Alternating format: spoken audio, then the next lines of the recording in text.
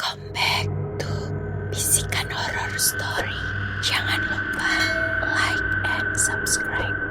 Sesampainya di kamar, aku menyalakan lampu tidur, mematikan lampu utama, kemudian menyamankan diri di kasur. Hanya di kamarlah aku merasa aman dengan kondisi gelap hampir total seperti ini.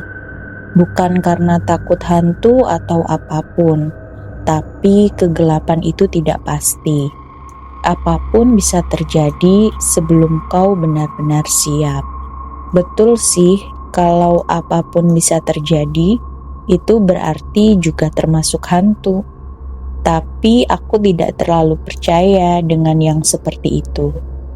Meski begitu, harus kuakui bahwa gagasan tentang hantu terkadang juga menakutiku.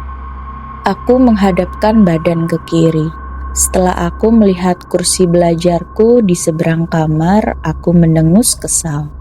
Lagi-lagi aku lupa memasukkan kursi putarku di bawah meja. Posisi kursi itu sekarang menghadap lurus ke arahku. Aku tahu ini konyol, tapi hal itu menjadi salah satu hal yang membuatku tidak bisa tidur di malam hari. Ya, saat malam seperti ini, aku takut dengan kursi kosong yang menghadap langsung ke arahku. Sebetulnya kata takut itu terlalu kuat, hanya saja aku merasa tidak nyaman dengan kehadiran kursi dalam posisi semacam itu sebelum aku tidur. Seolah ada seseorang tak kasat mata yang sedang duduk di situ dan mengamatimu sepanjang malam. Biasanya aku akan berdiri dan memasukkan kursi itu ke bawah meja. Kali ini aku membalikkan badan ke kanan dalam upaya melawan ketakutan itu. Tapi rasa tidak nyaman itu malah semakin menjadi-jadi. Setidaknya dengan melihat langsung ke kursi itu, aku tahu bahwa di sana memang tidak ada orang. Tapi dengan memalingkan badan seperti ini, segalanya jadi tidak pasti. Bagaimana jika benar ada orang di sana? Aku memang tidak percaya pada hal-hal tak kasat mata macam itu. Tapi entah mengapa, pikiran-pikiran itu tidak bisa pergi dari benakku. Aku memejamkan mata, berusaha mengabaikan perasaan-perasaan itu. Rasa lelah yang kurasakan seharian ini seharusnya juga membantuku tidur. Tapi tidur juga tak kunjung datang. 5 menit berlalu, 10 menit, kemudian 15 menit. Setidaknya selama itu yang kurasakan.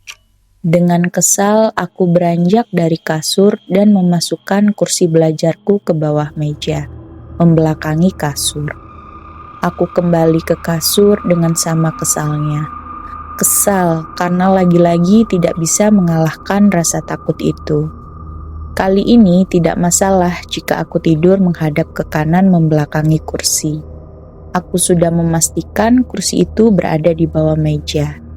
Tidur akhirnya menghampiri. Hampir.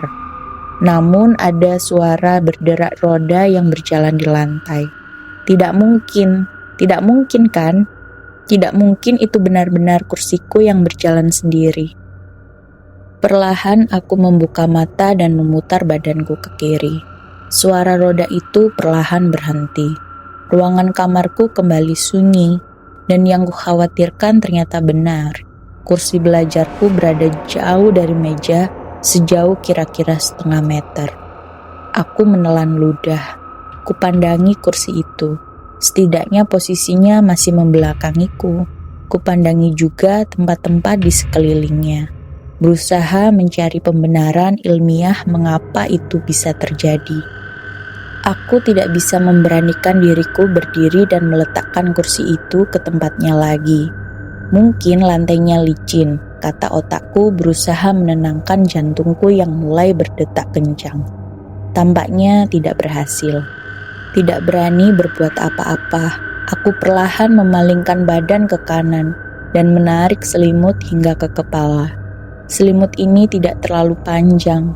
Aku merasakan kakiku tiba-tiba dingin karena selimutnya ditarik terlalu tinggi. Kutarik kakiku masuk ke selimut. Sekarang posisiku sudah benar-benar meringkuk di bawah selimut seperti janin.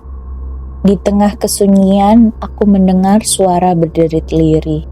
Setelah kejadian sebelumnya, aku tidak bisa tidak memikirkan hal yang aneh-aneh. Setelah sebelumnya kursi itu berjalan sendiri, pasti lebih mudah bagi kursi itu untuk berputar sendiri. Tanganku mencengkram selimut dengan erat, tapi sambil menariknya ke bawah hingga sebatas leher.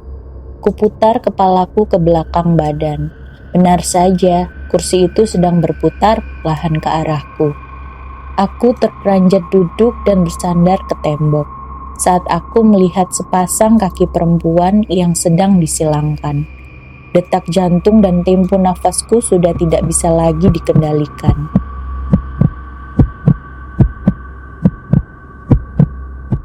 Kemudian kursi itu berputar dengan cepatnya, mengarah lurus ke arahku.